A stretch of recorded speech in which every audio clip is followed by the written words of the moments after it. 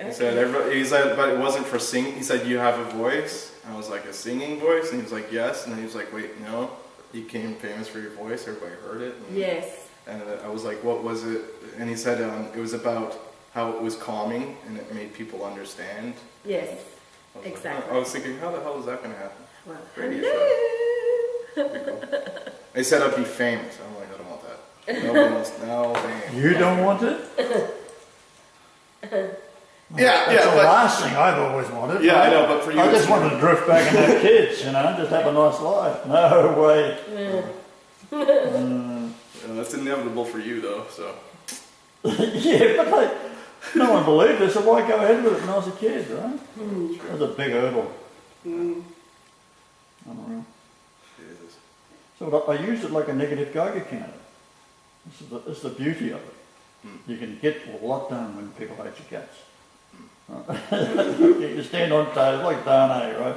Oh, she was like putty in my hands, right? With that Ben arsehole she's married to. Yeah. Right? Even begging me to take it down because he was getting death threats at school. Oh, the children, it would take it down because the children were being bullied at school about it. So for their sake.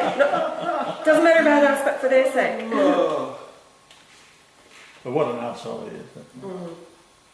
Shocking. Yeah, he's still a prick. Is that Joel over here? Joel? I keep hearing things. Okay. I'll get Joel to show me how to upload it today. Yeah. So I can do it. Just go and turn his computer on so it's all hot. Oh. So it's warmed up. Yep.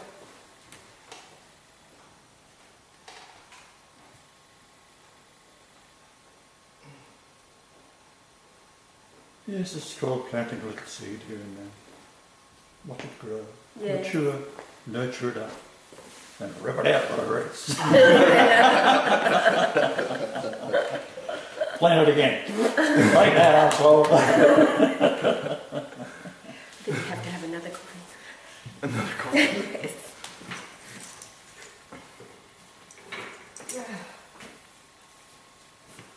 Another coffee. Would you like one, babe? Oh, yeah, one. Mom? Yes. Did you just take my cup? Well, it's cold. You're not going to have it. It's cold. Oh, you have been through it. What's that? You have been through it. Through what? Well, lack. Lack of? Lack of anything. Oh, I get it. Someone that likes to drink their cold coffee because they've gone without. Yes, something like that. That's it.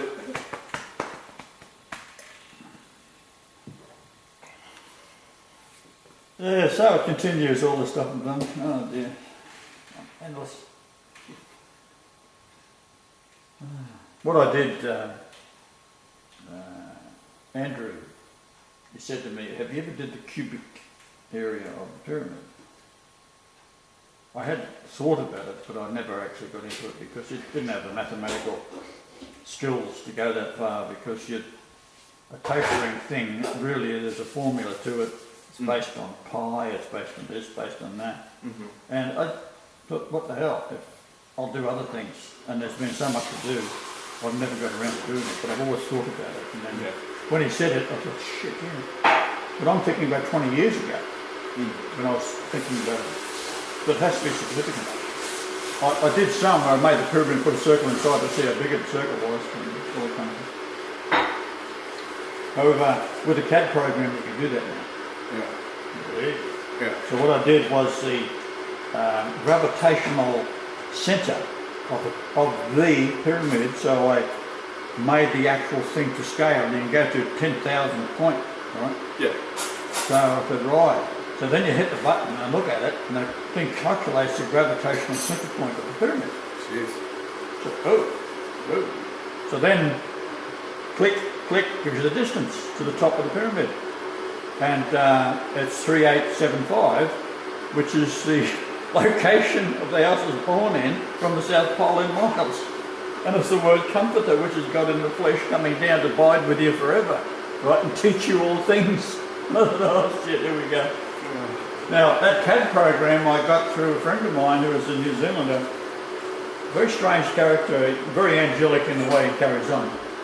And he sort of lives by himself as a hermit and then just shows up occasionally and I'll buy him a case of beer and then he'd do some work on the computer and he was just a genius, that sort of thing.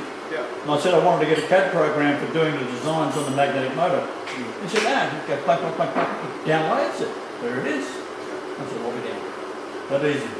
So it's a simple, straightforward program, and if you wanted to have something built, you just put the numbers in, do your design, whatever material you want, send it off, and I'll cut it out with a laser, send it back to you.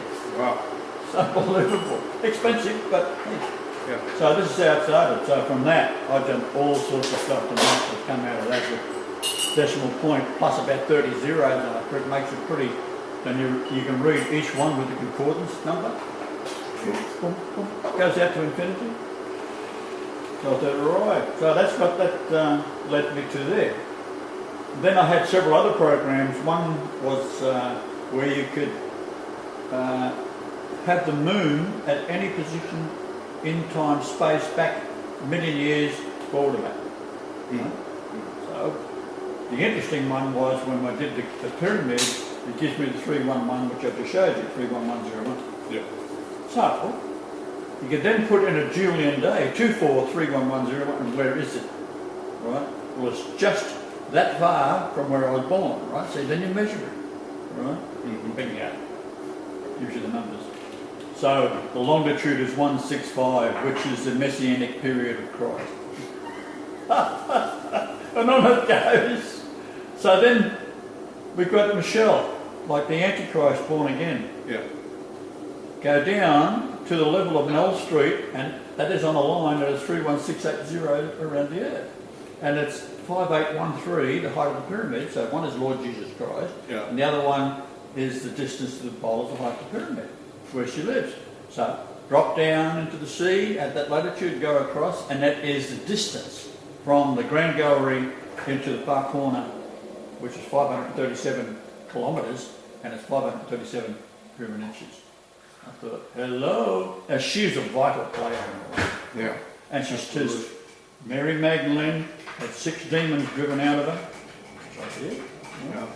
And when she's born the second time around, she calls it crucifixion.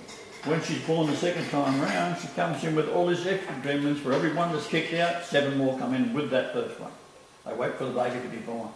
So here's the arsehole born, right? So the distance, like so, like so, like so, is the same number as the longitude of where the bloody moon was when I was born, 165, which is a messianic period of time. And you go across to 537, and that number is Antichrist. Talk about perfection. Oh, absolutely. That's brilliant. What I do is I remember something is there to look at. Yeah. I can't remember exactly what it is, but I know because it's so complex, right? Yeah. I've got to look here because she is a number one arsehole. Well, what's amazing is I love how, like, when you do go into that Godhead perspective, the Creator head perspective, and you're remembering exactly what you pinpointed and placed down when you were created. So he's like, so like literally, as you create, let's go back when you were creating the earth. You're like, okay, I'm measuring this out to here for this date precisely because these bastards will do this, and I'll do that. These bastards are going to do this, and then I'll do this, right? So you actually, and then let's fast forward to now. Here we are, and that's what Brian jumps in and out of. He jumps back in. He's like, God, what did I do at the beginning of time? That's right, I did this, and such, and yeah, that's amazing. Well, it's projecting forward to giving free will to a ruthless animal. What are they going to do with it? That's the whole point. Anything they can. Everyone's got to have free will, so there's going to be the sufferers, and there's going to be these bastards that's going to dominate because they've got free will. Yeah. Right? The angels had free will. What do? They infiltrate into the women that were of the line of Cain. Right? And we have the same thing with the Jews today. So what am I going to do to the Jews? Guess what? The Holocaust Hitler was blamed with? That's nothing. Right? We've got the angels coming in with the SS on their shoulder blade, right? And they're going to say, right, come with me, little Fräuleins. That's it. Then we go out into the universe and we do this whole thing over. We perfect the earth. You say, oh, Jesus, it's been a terrible thing. Why would God let this happen? I didn't let it happen, you did. Yeah. So therefore, once I clean it all out and get it running perfectly, then we just have mature creations right throughout the universe. Billions of planets. Oh, that's going to be amazing. And they all know about us. Oh, I can't wait. The saints, where are they? Well, see that little tiny dot there? Eh? So many millions of light years away. That's where God and his people are the dart for us. Put it this way, all you alien theorists. He's here to turn us into the aliens. That's right. The higher intelligence. You all wondering, we're the aliens, where are they? Well, guess what? We're it. We're going to become the supreme beings, the higher level thinkers, through the leader of the Exodus. It's that simple. Oh, you gotta love it. Oh, people, look, alright, there are aliens, we just haven't gotten there yet. That's right. Oh dear, so now we've got to sort out the Catholic Church, which is a piece of cake. Yeah. These idiots do themselves. Oh, these, I've got to read. You just sit back and watch these wankers just carry on. Every move they make is so stupid. They're just digging a bigger and bigger hole to put the pit in that they're going to be in, and it's going to be on fire. Oh, yeah. With every single day and every single lie that they portray and push on the people, it's just... What amazes me is how a Catholic Church could allow not only the homosexuals to get into it and everything else, and child molesters and Freemasons and all this shit, but to put in a man that is a Jesuit that swears an oath.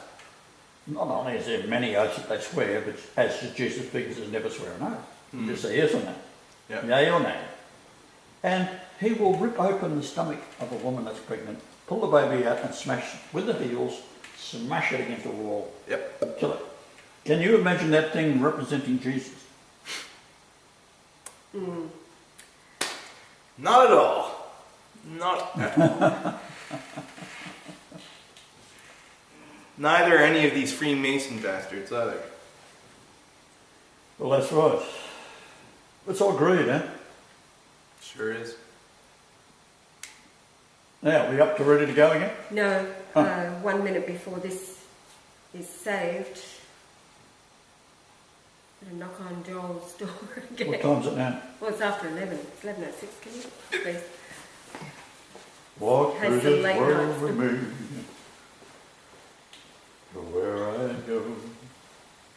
I think the meowing like a cat was the thing she did. Wait, Sheba, you were saying Sheba.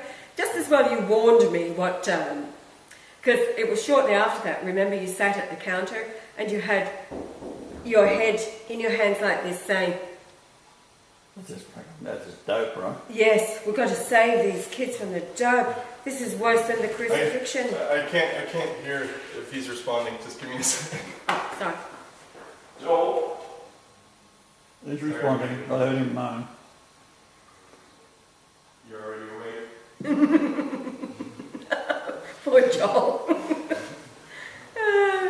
We've become the taskmasters. Okay. With this I think definitely have Joel teach me how to upload and edit today. Give him a break. Well, it's a brilliant program he has too. You should learn that. What is it? The one he's got? Well, it's this one. It's Audacity. No, I don't mean that. Oh, you the other can do one, all yeah. the movies and put it all together. I'd like to learn it myself. Well, you can buy it. I don't know where you can download it. Or steal it, damn thing. Steal it. Photoshop, is it? Ask Joel what it is. Yeah, I think it might be anyway, Photoshop. yeah. I wouldn't mind learning it. Give me something to do. I'm running out of things to do now. Then there's Chuka's program, what he does. We'll find out what he's got and we'll download that. Might have to buy a new computer. They keep it offline, right? I'll download this shit and then, of course, this Egyptian thing, oh, geez, what a pain in the ass that is, but Yeah. you can get 1 trig computers now that for a reasonable price. Oh yeah. Yeah. Even if you can even get like shell computers that just have the hard drive and baseline stuff, and then it doesn't even have a network key, or it doesn't even have a modem on it, so it'll never connect to the net. and talking about Shadow, you know, that guy that was in the military, Yeah. I had communication with. That's what he said to me. He said, the only way you can be safe is being on a computer that's never been connected to the internet. He said if it's been connected to the internet once, it's compromised. You can't. They can trace it. They can hack it. So he says, that's the What do you reckon happened to him? They got him. Well, he's been through some shit. Like, he was researching 9/11, and then when he went over to Iraq, came back, he was up on rape charges. Yeah. And then it was a setup. He went underground, didn't he? They were basically going to turn him into the next David Hicks, because they were going to frame him for selling millions of dollars worth of equipment and all that stuff. Because he was a brilliant dude. He was showing you what he was designing. He was designing a weapon. What was it? It's like a radar. And what it does is, you could fire a weapon anywhere in the world, and they have this sensor radar that'll pick it up in 30 seconds. Now, this one that he was designing, and that they had designed and they had completed, they were getting in a lot of trouble because someone had actually published a photograph of it on the internet. And they were like, how the hell did that happen? And this one, if you fired a weapon anywhere in the world, it would find you instantly. So there's no 30-second delay.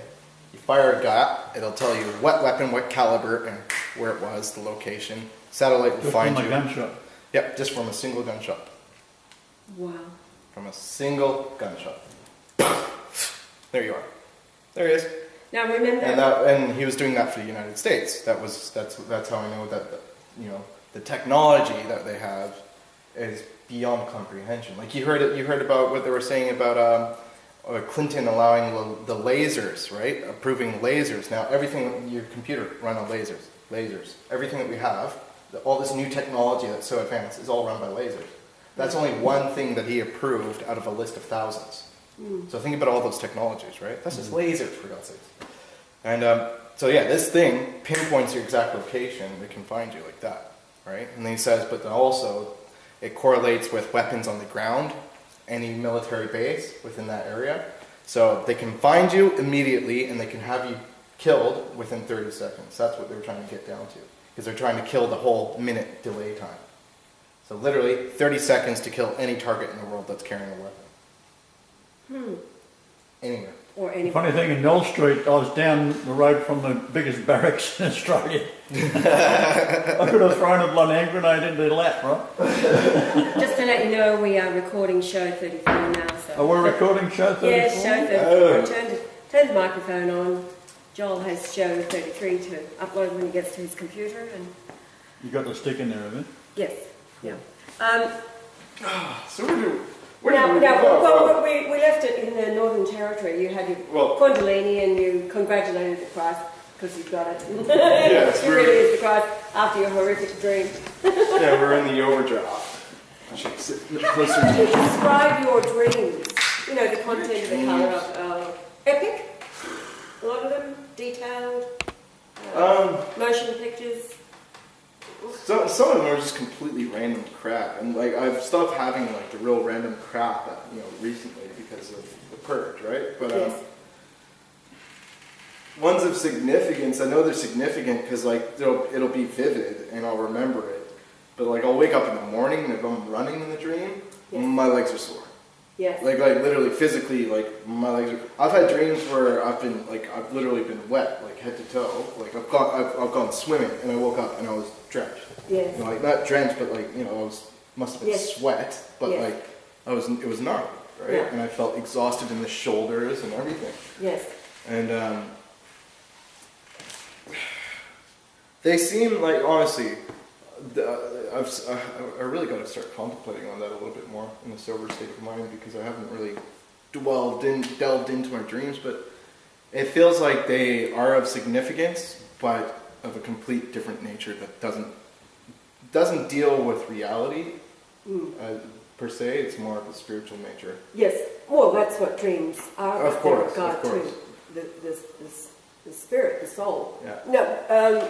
This last trip to Sydney, you'd had that dream while you were in Poland, but the fulfillment of it was really this last trip to Sydney, wasn't it?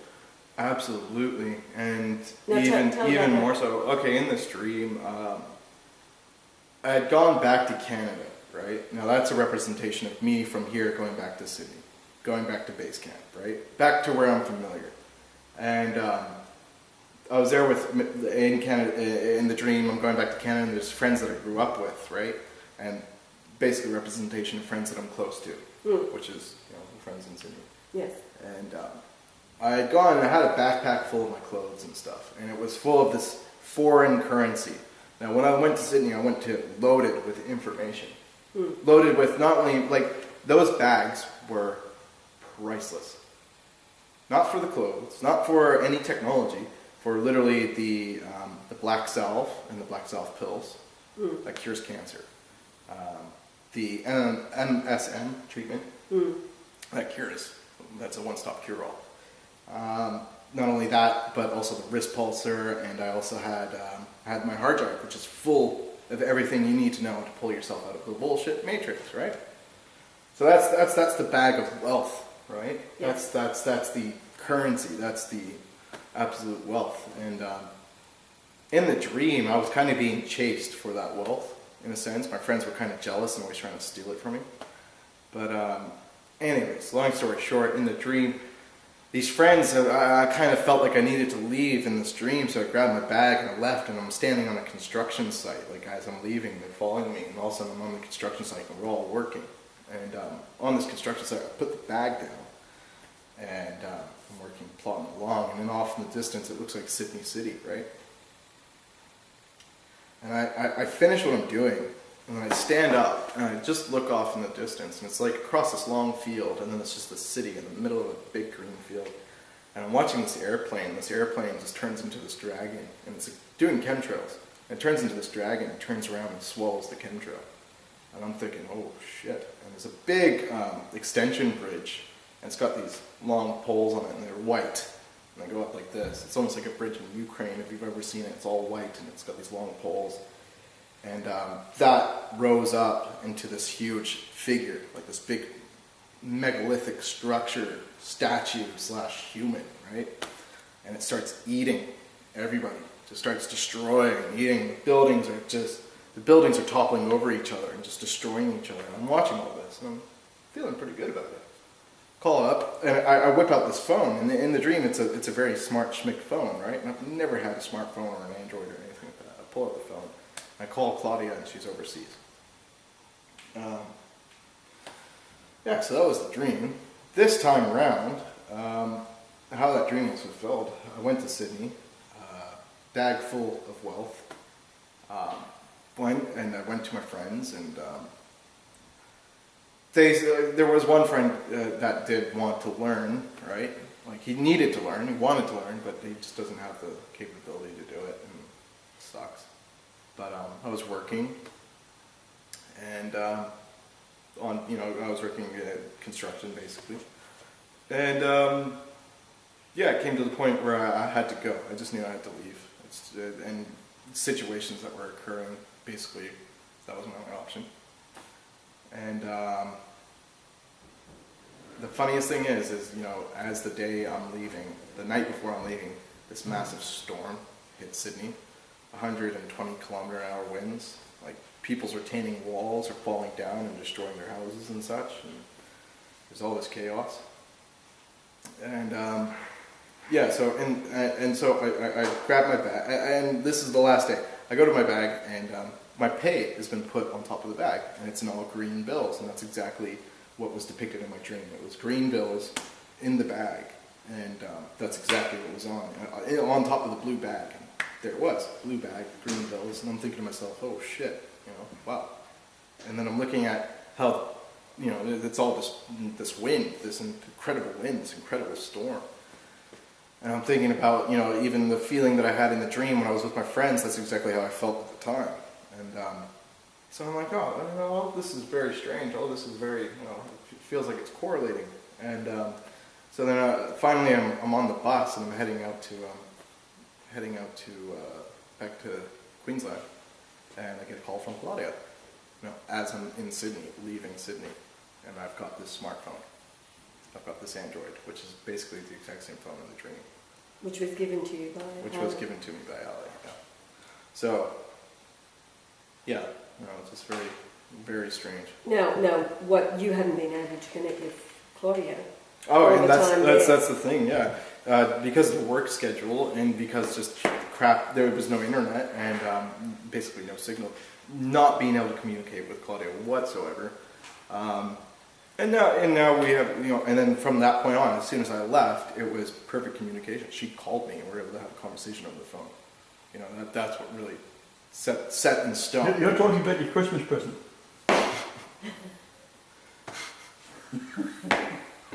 Getting me in trouble, mate. Well, let's go back to 2009. We've got to finish off the Northern Territory because the Christmas present comes post Northern Territory. So let's walk through adventures in the Northern Territory while you're all with us.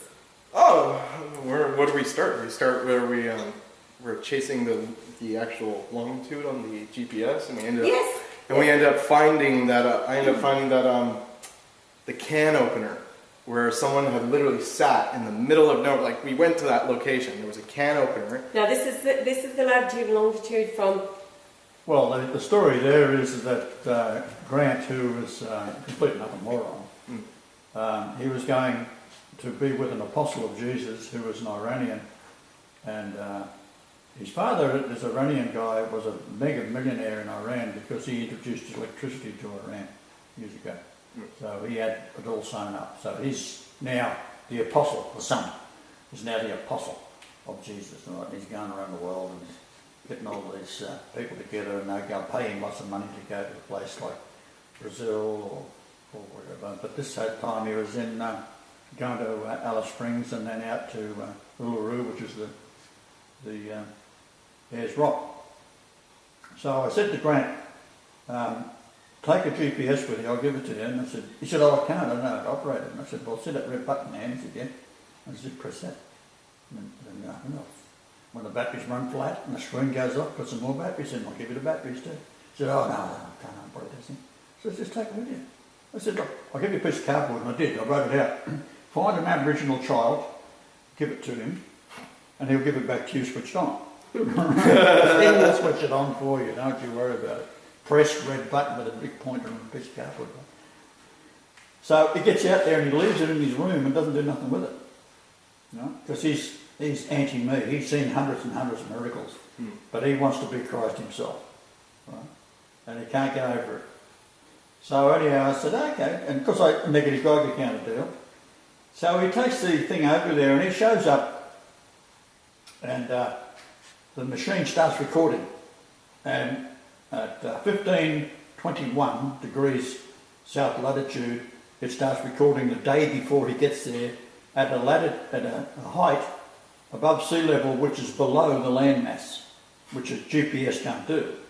And it's running down at 66.66 miles per hour to the point, so for that 24-hour period, then it gets to Uluru, and then it changes to 2 miles per hour, and then starts doing this sort of funny zigzag, and then finally does a 20.4 nautical mile square, and then a line running across, and that's where we was, and it's supposed to be 2,424 feet above sea level, which it can't be because the height of the country is no high.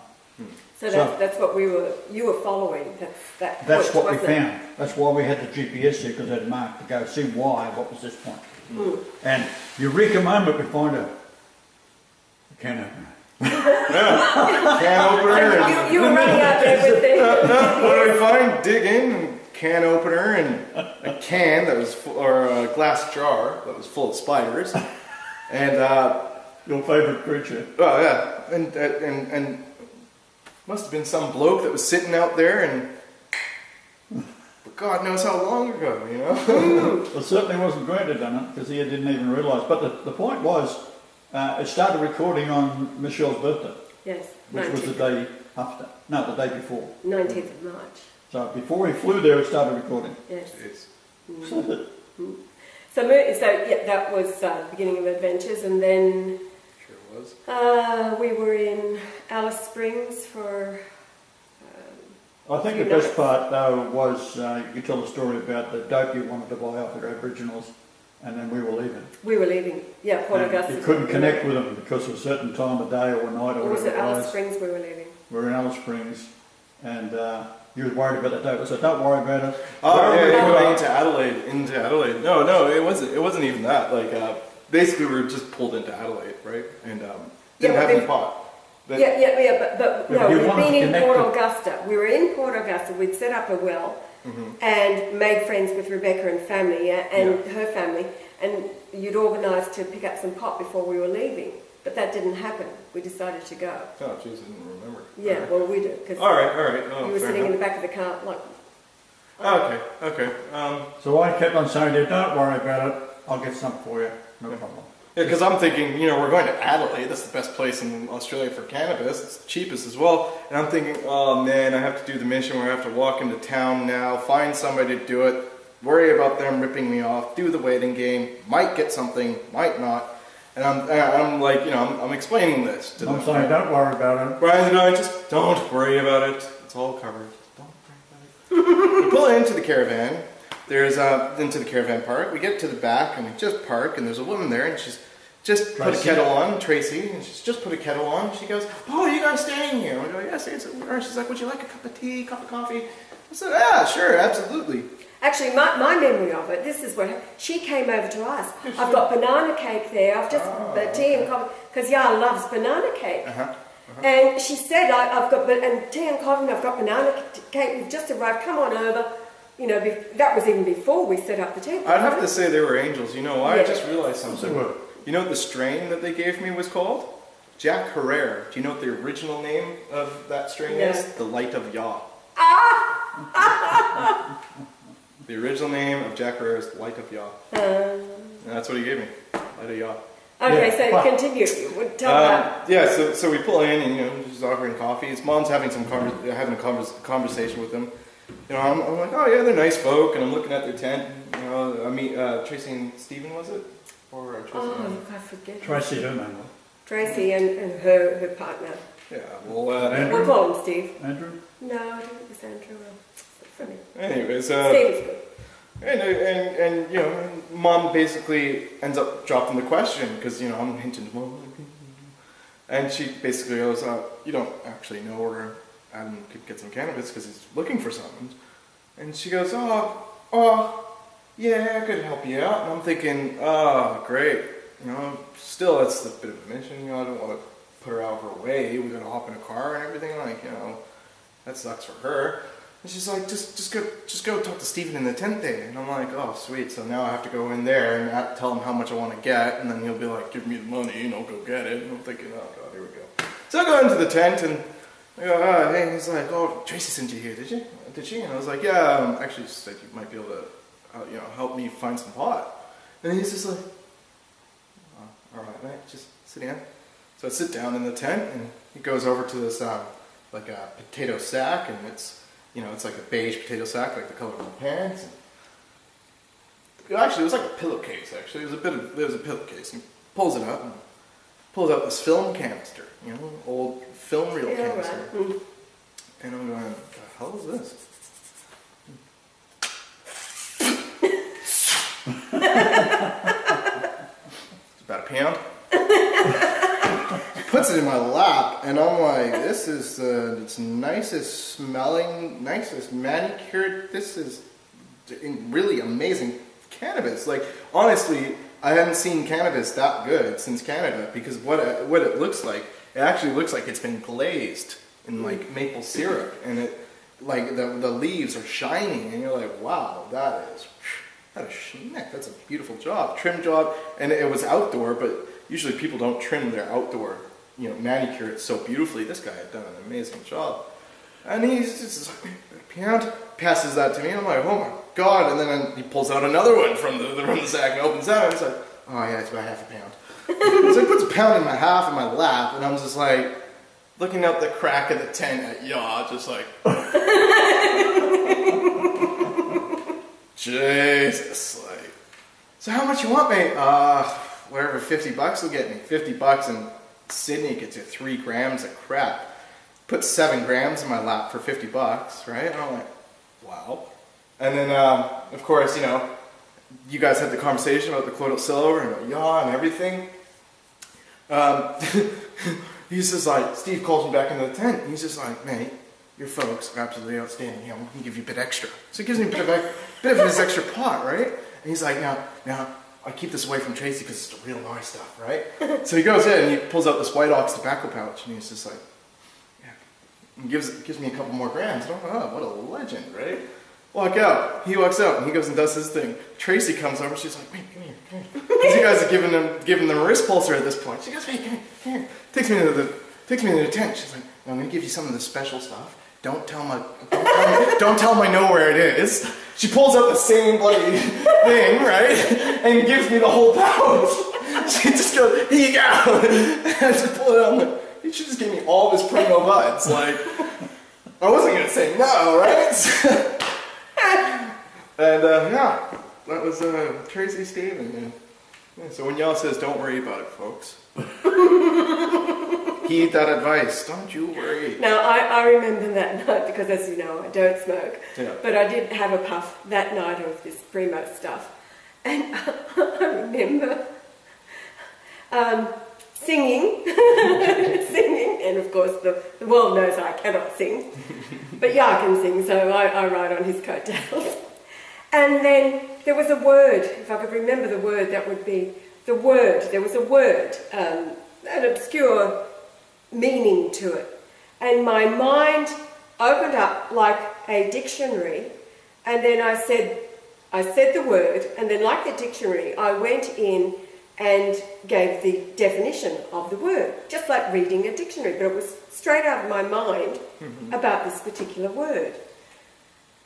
And of course, I can't remember the word at all, but I remember thinking, oh my God, this is what you mean about the mind opening and the information pouring in.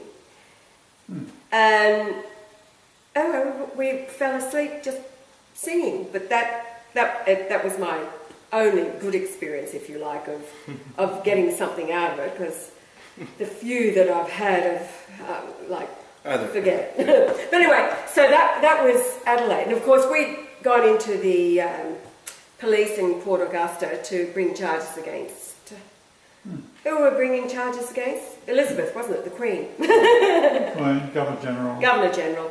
And they just looked at us like... South Australia. Why don't you go to the AFP there in Adelaide? Here's the address. That was funny. Well, we uploaded that too, no? Oh, of course we did. But remember, it was the great big, about 6'6" constable that I go up to. You know, I'm 5 feet nothing, and I tell him why we're there. He just looks at me and says,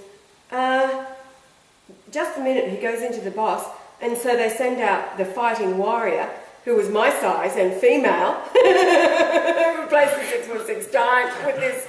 And all she can say is, look, I'll give you the address of the AFP. Well, I said to her, I said, you got a computer there, Google my name. So she does that. Nothing comes up, she says. Yeah, right. They've removed it. They may have removed it from all the cop buddies. Oh yeah, they'd have blockers and all that. Yeah. Well, do you think they're all on their own private networks? They're not on the same internet networks as all of us. No.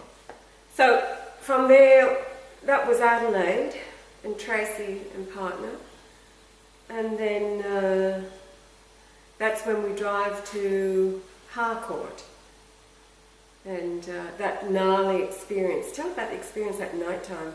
Oh yeah, where she still thinks to this day that I took her credit card and played casino. No, she doesn't. And okay. She doesn't. We got through that. But tell what happened. All right, so I'm laying in bed. I think I'm the only one awake at this point. I'm watching David Attenborough's The World, and I hear two voices, and I'm thinking, oh, this is her brother, coming home, or her guy, or whatever, Well, I thought it was her brother and somebody else. But basically, I'm hearing two men laughing, joking, talking as they're walking up the path. I'm thinking, It's in the middle of a farm, right? This is the middle of the farm. 60 acres. Yeah. And I'm thinking, okay, that must be, the blokes that she was talking about, right? Or that she knows. The landlord or somebody. Well, either her guy or her brother, that she was saying, or whatever. And I heard the door open, and I was like, oh shit, hold on a sec. Nobody's supposed to be here. And I was freaking out. I was watching that bedroom door, waiting for someone to come through. I was literally waiting for it. And I could hear what was going on in the house. You could hear it was like laughing, and not even laughing. It was conversation, but it was like there was no worry about anybody finding or happening. And then they got up and left. Like, you know, they walked out the door and left, and I could hear walking out the path again. And it scared the absolute crap out of me. So of course in the morning I'm asking, I'm like, you know, anybody hear anything? Nobody heard a thing. Nobody heard a thing. I was wondering if maybe it could have been a ghost from the man that in the room I was saying. But what happened? Well, I did die in that room. Yeah. Yes, yeah. But what happened after that, of course, was that Dominic had been set up for one of these gambling accounts. Somebody got in and given all of her credit card details. Yep. On a Canadian. Now, that's not the first time that I've been set up for framed. Like just recently in Sydney, yes. Mittagon, right? When I went with Ali, I left Tara and Bear on the couch. Yes. Front door locked, everything locked up, and I went with Ali. James gets a call. Yes. Because if Tara's in the backyard without anybody of the age of 18, she'll get taken away and James will get in a lot of trouble. Right. James gets a call from the ranger saying, mate, you got 15 minutes to come here before I come and get your dog. Right? And usually they just shoot him. Like the fence. And James is like, what the hell? And so of course James goes home and yada yada. But of course I'm the one to blame because I was the last one to leave. And I was like, nah man. I'm the one that's most critical about this shit so I don't get blamed. Because I know what it's like in my life with the previous experiences. You gotta be knowing exactly what you've done and know that you're in the right. And I was like, nah man, there's no way, absolutely no way. And eventually, evidently, it was someone had come through the house. Someone must have come through the house, let Tara out. The window that has never been open on the outside was open, wide open. And so I've been framed again, set up for disaster. Right? And it's not the first time that's happened. No, it's happened quite a lot. So someone had literally taken her credit card and set up an online casino account with a Canadian casino server. Right? And so, of course, I'm the only Canadian there, right? So it's obviously me. And what was it, like $1,200 or $200? I don't remember. Doesn't even matter. Right? No, the accusation. Yeah. And there I am, and I'm like, God, okay, I see how this looks. No one's going to believe me. No one's going to believe me. Like, my story sounds absolutely outlandish. Like, no one can believe me. Nobody witnessed what I witnessed. I'm screwed. Everybody's going to think that I did this shit. Like, when the accusation first came through, I was laughing. And then you said it was a Canadian server, and I was like, no, there's something wrong here. There's really something up here. Because... Well, the key, I knew it wasn't you because I'm going to say it wasn't Adam. Because it gave such detail. I mean, Adam didn't have a clue what road we're on, or let alone the property number and postcode and details like this. I'm joking, he doesn't even know his own address when he's living with me. Thank you very much. This is a kid. He knows nothing. Saved by ignorance. Anyway, but that's just one small circumstance because lots of bizarre things happen around us. Now, what about the coming back now? The trip odometer going backwards. You remember that in the? It would happen. Well, it happened on a few occasions. That yes, on driving literally in the middle of the. And I remember the one when we were in the car and it broke down in the middle of the desert. But as we were driving, on that desert, 300 k's in the middle of nowhere.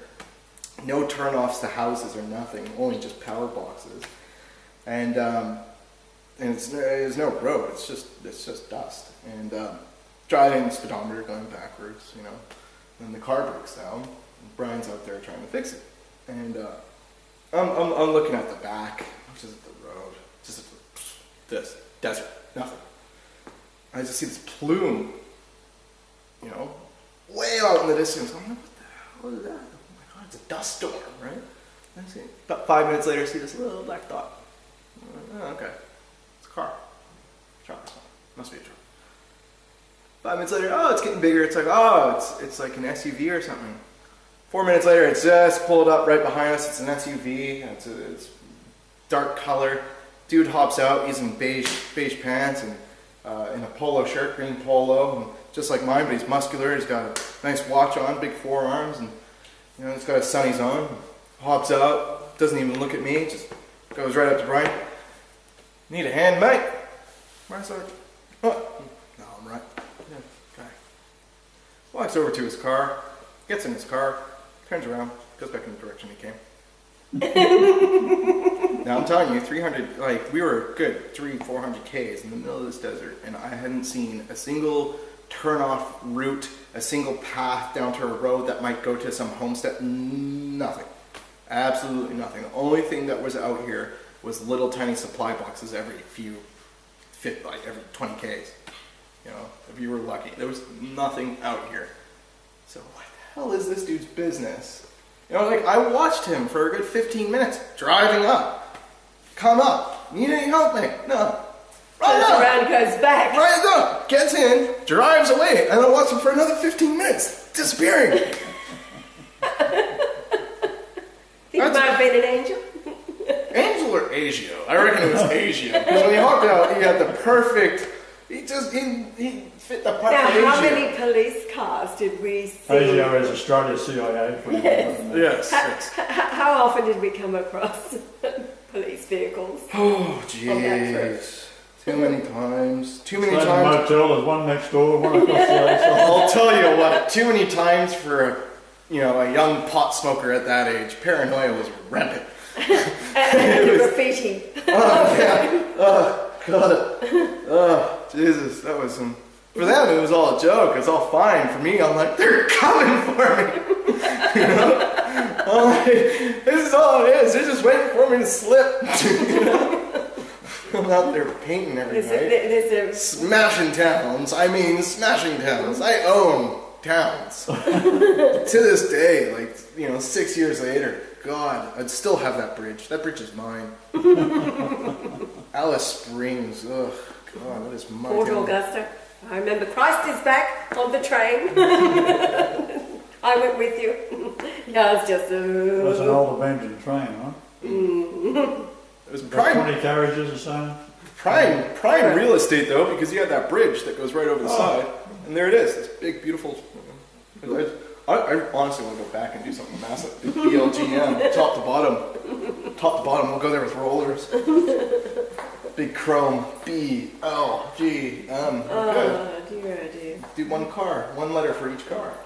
Now, let's move through these adventures in Adam's life. So that was the... Port Augusta. Port Augusta, yeah. So we get back to... I stay in Barrel, I'm allowed to stay Wait. We gotta go through the police at Port Augusta. What happened there? Remember? This is Australia. At the hotel. Yes. All right. Okay. All right. So we pull in and.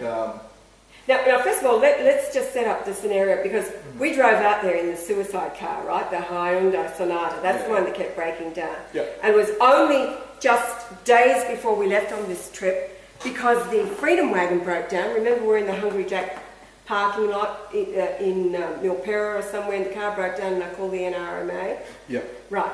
And this is when we're homeless. We're on our way to somewhere to spend the night before going on the trip. So I decided that we should get the cars covered by the NRMA, pay the bucks. It was so we got the Freedom Wagon covered and the suicide car, 2 cars for the price of one. They're having some kind of special deal on. So Brian drives up in the suicide car. It breaks down 5 times all the way over to Port Augusta.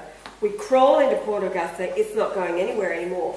But before we left on that trip, at the Log Cabin Motel in Penrith, there was a big 4-wheel drive with red dust all over it. And I said, this is ridiculous. Here we are going out into the back of the beyond nowhere in this Hyundai Sonata suicide car. I said, we need a car like that, 4-wheel drive, diesel, blah, blah, blah. Because of the insurance that I organised, we got to Port Augusta and we were not going anywhere. It gets towed or we dropped it off, whatever. But now we can arrange a vehicle, thank you NRMA, who will pay for it while our repairs are being done. So we end up with an extended cab, white 4-wheel drive with the orange light on the top, like a council truck. what was it, a Nissan? What make? Holden. Oh, it was a Holden, was it? Okay.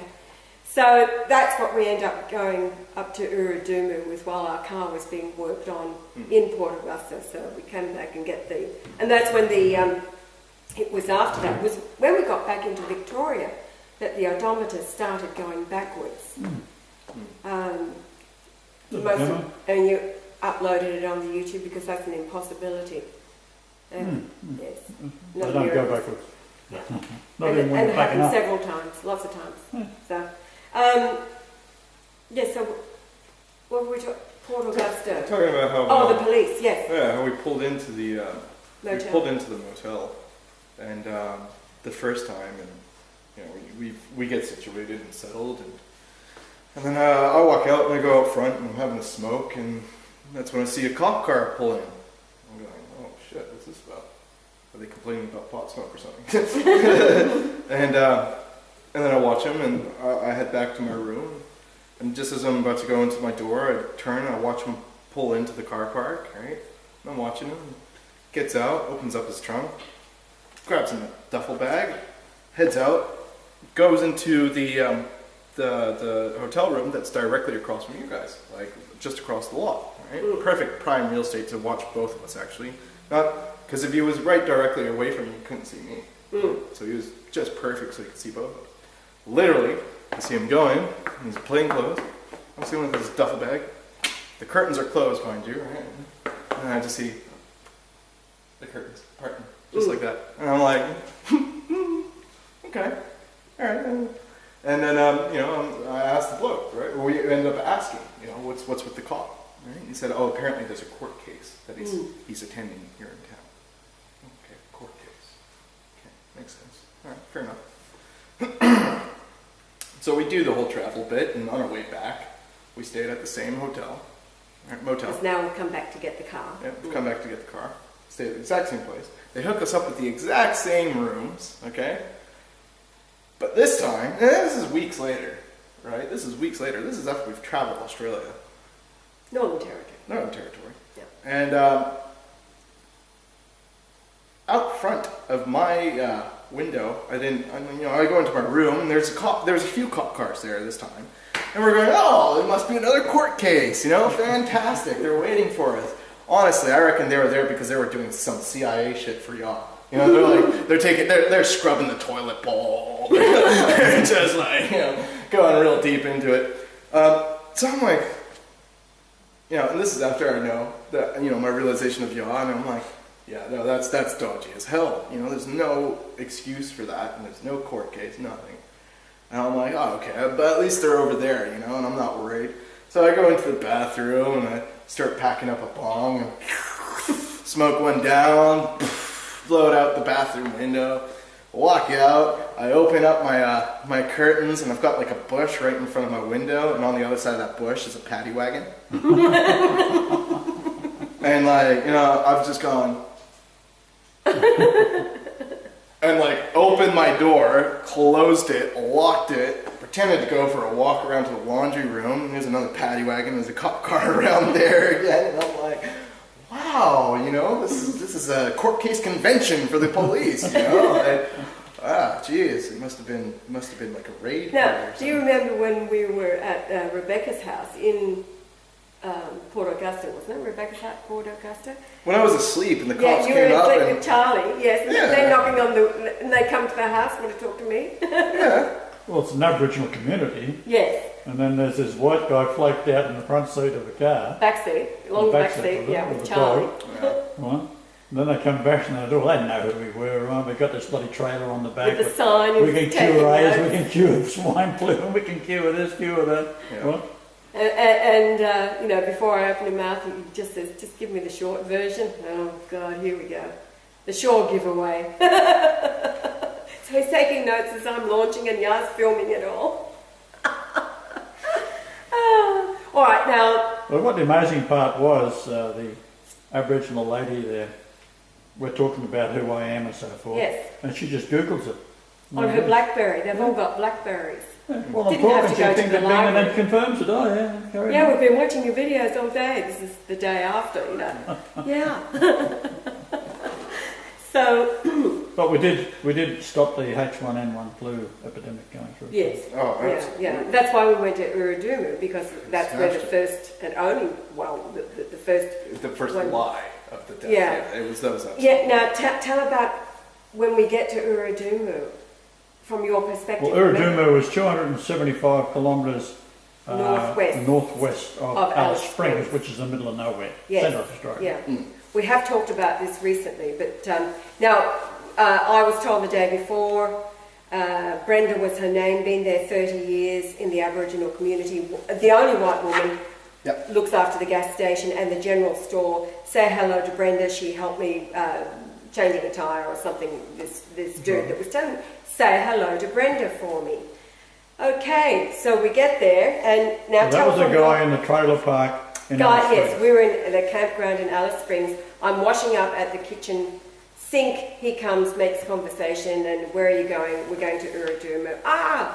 I've just come from there. Please say hello to me. Like, no one come from Uradumu. Yeah, well, he'd come through there, yeah, but broken down, and she helped him. So, now, from your perspective, you tell what happened from the moment that you got out. First of all, right, let's just, the fact that they said that this thing had started in Mexico and the very first death was out in, right, out in the middle of nowhere, you just go, who the fuck came from Mexico and went all the way out here? You know, you're like, no, not happening. Like, seriously, not happening. Like, this community hasn't seen another white folk. They wouldn't, if they saw a Hispanic, they'd probably think he was an alien. You know, like, they'd be like, oh my God, you know? Like, so, yeah, and so we're driving out there, and I actually had felt this thing crawl up in my throat, and it was killing me, and I felt like absolute crud. Like, it was like a full-blown flu. It hit me in the back of the throat, the nose, and the eyes all at once. And I was like, how the hell is this happening? You know,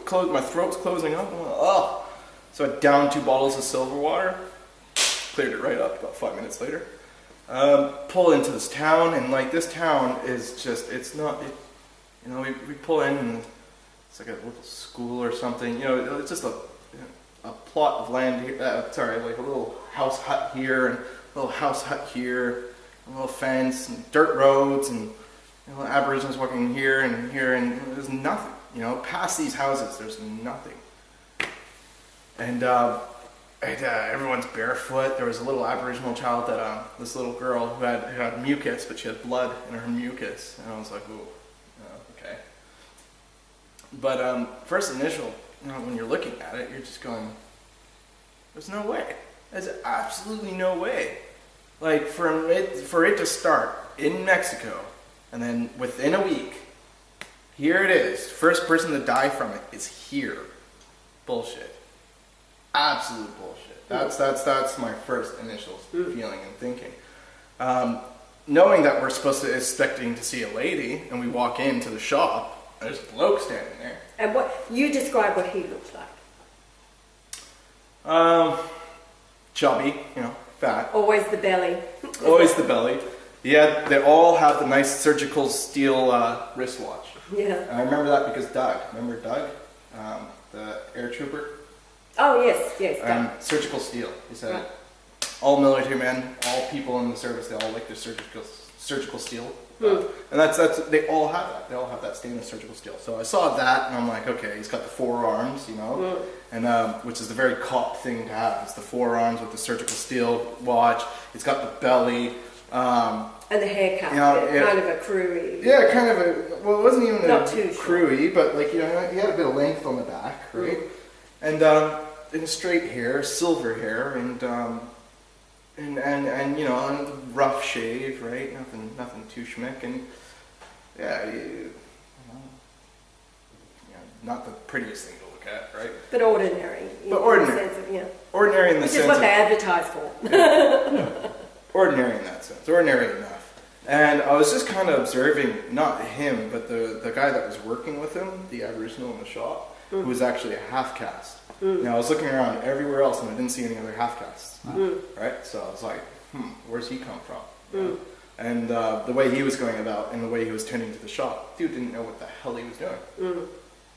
You know, it was like, it's like, you know, he was cleaning a part of the floor, right?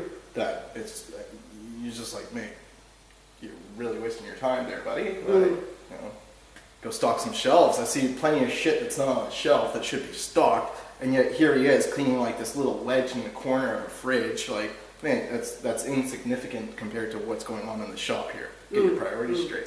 And he just looked very uncoordinated and more like he was just there, you know. And so, if something were to happen, it was part of the props. Absolutely. And as you guys are talking to him, you know, I'm going, oh, okay. I listen into the conversation, and you know, you guys are telling him about how, you know, the stuff the colloidal silver works, and how I was feeling ill, and he looks down at me, and how I drank it, and now I'm feeling better. And I'm like, yeah, dude. And he looked at me, and he gave me this like, yeah, bullshit kind of look. And that's when I went, yeah, fuck you, mate, and I walked out. Right? I was like, this guy's a prick. This guy's obviously, you know, paid. And literally I walk outside the shop, and there's this little office, right? And there's a couple of aboriginals waiting out, and that's where I saw the girl with the mucus and the blood. And there's an aboriginal inside talking to another white person, another white woman. But she looks very official. You know, she's got the full suit, and like skirt pantsuit and everything, but like, you know, a skirt. And she's talking to him. I'm looking at her, and I'm like, that's not Centerlink. You know, what the hell is that? And she's literally like talking to them. She's just, they've looked at me, and I'm just like watching, and they get back to talking and doing their business. And it was just very, very strange. But the woman we're going to see wasn't there. Yeah, because and the story you asked, was. or I asked, one or the other, about this woman. How long you been here? Blah, blah, blah. She's been there all her life, for 30 years or so. Yeah. Dedicated. And the only white woman in the town. And yet suddenly she's disappeared from yesterday, and they say they've been there for 18 months. 18 months from Perth, came across from Perth to this godforsaken hole of a So, place. shot himself in the foot right there. Yeah, absolute shit. Yeah. And then like seeing that woman, that young woman, like talking to the aboriginals, I think she would have been the one saying, this is the protocol, this is what you don't say anything to these people. And of course, now we were not allowed on the reservations. Remember, I had to fill out a form to apply to go on the land council. Now this is what's funny. Mom applied for, and we were doing it smart because you had a few permits you could apply for. One to drive past, one to actually get out and talk to the tribe, and so we were like, okay, let's just get the one for driving through, right? Remember, that's the one we applied for. We didn't apply for the one to get out and talk to the tribe or meet any of them. We literally applied just to drive past. Okay. So Mom goes in and she fills out the land council forms, and they go, come back to tomorrow at 11 o'clock, it'll be all settled for you. We rock up at 11 o'clock. Now, if anybody is supposed to deny it, it's supposed to be the Alice Springs Land Council. Okay? No, it is scribbled out, denied by WHO. The World Health Organization. We had mentioned nothing about our plans. We had done this, Brian was like, just let Mom go in, we'll actually drive away so nobody sees the car and anything, like just, you know, we'd done it so strategically, and yet that's who we were denied by, the WHO. What the hell do they have to do with the Land Council of Alice Springs? And yet this is where the first death is. Folks, God's coming to save the world. Who are we denied by? The WHO. Like I tell that to Ali, and I tell that to Ali, and I tell that to Dar, and like Dar gets it. Dar's just like, Dar's a believer. Down in her heart, it's all the Xanax and all that. She's a believer because when I tell her this stuff, she goes, "Wow." And I'm like, "Yeah, thank you." That's the reaction we should have from everybody, instead of from Ali, from the children, your own children. Roll their eyes. You're crazy. It's like, fuck. You guys, you know what? Seeing is believing for you guys. I get it. That's really what it is. You can say you have all the faith in the world, but seeing is believing for you guys. Right? And if they were there, if they saw this, then they would know there's huge significance. Absolutely monumentous. That's why, you know, when it comes down to it, girls, children, no, but seriously, sisters, when it comes down to it, you really, what do we have to say here about them?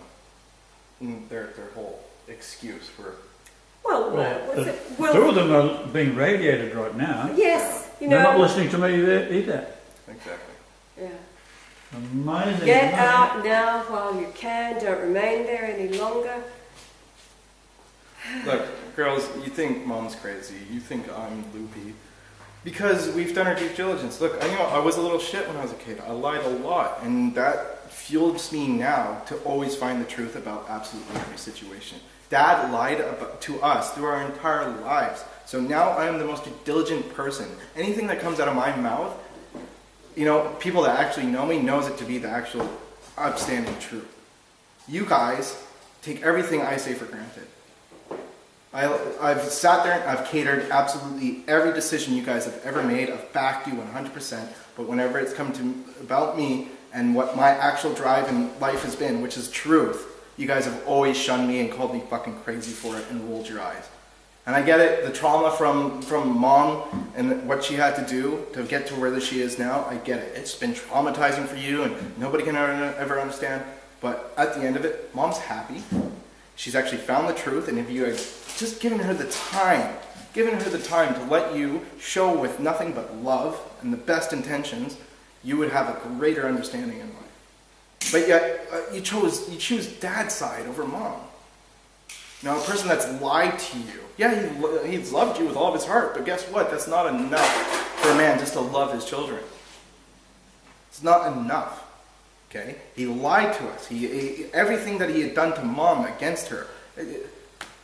Our entire childhood was one big fabrication, and this is the person you choose sides with, right? Like, if anything, trust mom for who she has been to you her entire life. I told you the truth about Santa Claus at 4 and 3. All the flack for it. Absolutely. I've told you the And truth the big Santa always. Claus shows up and I won't believe it. Told you the truth always. And so when I find the Christ on the earth, because I was looking for him for 9 years, that's what the Diane episode, that's what that was all about. And I had to wear the flack of all of that, but it was all part of one more the thing journey. I really want to address to the girls. Whatever you think about mom and Brian, fine. But when mom comes at you with news about health and news about things that you should be aware of and the dangers in your life, you must take heed to that. Do not let any pre-notion of what you think about mom, made up in your own head, completely whitewash what she has to say, which is 100% truth and reality, and what you can actually go research for yourself. Allie, Aaron, Abby, Allie especially, formula and stories, get off the shit. Go look it up for yourself. You're being completely lazy, and it's really driving me up the goddamn wall. All of you need to smack your heads and give it a shake. It's not conspiracy, it's not conjecture, it's not absolute fabrication. It is 100% truth. Everything you're learning from these other people, it's driving me nuts. You girls are the most ignorant people on the face of the earth. What was that you said about willful ignorance was the big whoop-de-doo. Of course, there's no excuse for willful ignorance, is there? It's not willful ignorance. You're not just willing it to happen. You're forcing it to happen.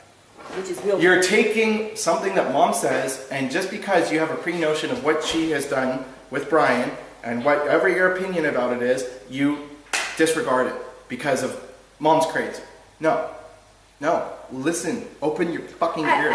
You think she's crazy for one point, Brian.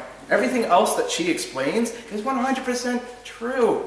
Actually, it was James some years ago. Oh, right. James some years ago, who apparently, and this might have come from Dana, I'm not sure, but somebody told me that, or it might have been James himself, while he was still overseas, said that, Aunt Nell is the only sane member of the family.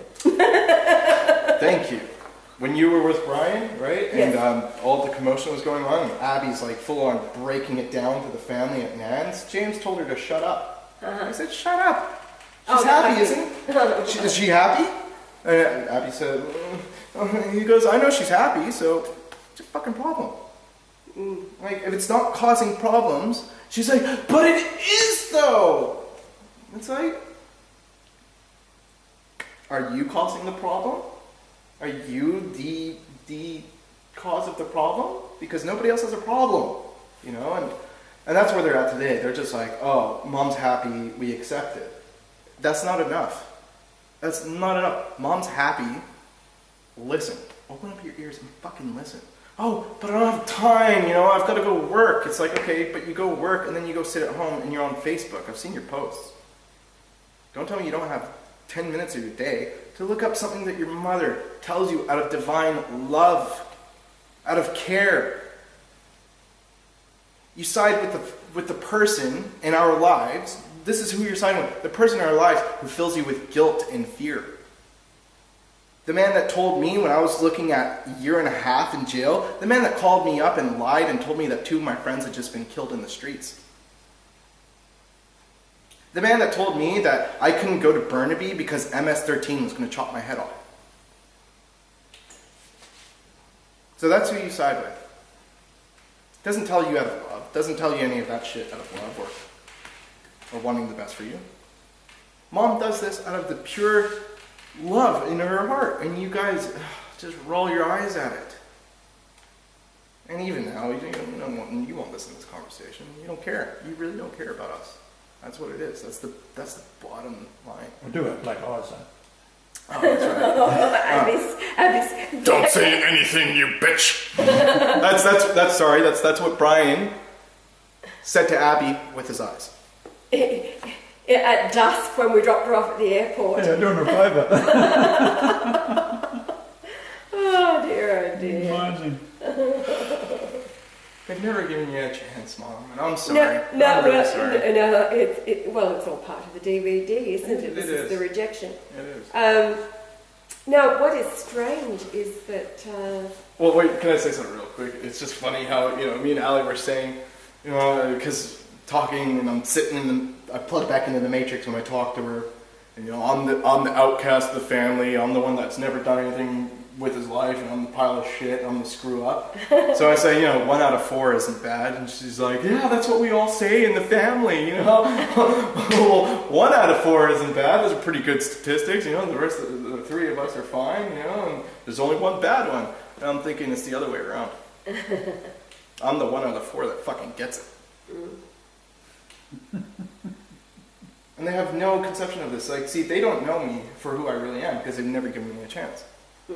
You guys think I'm just drifting through life, yet you have absolutely no idea. No idea. That's why, Moving right along to your Christmas present.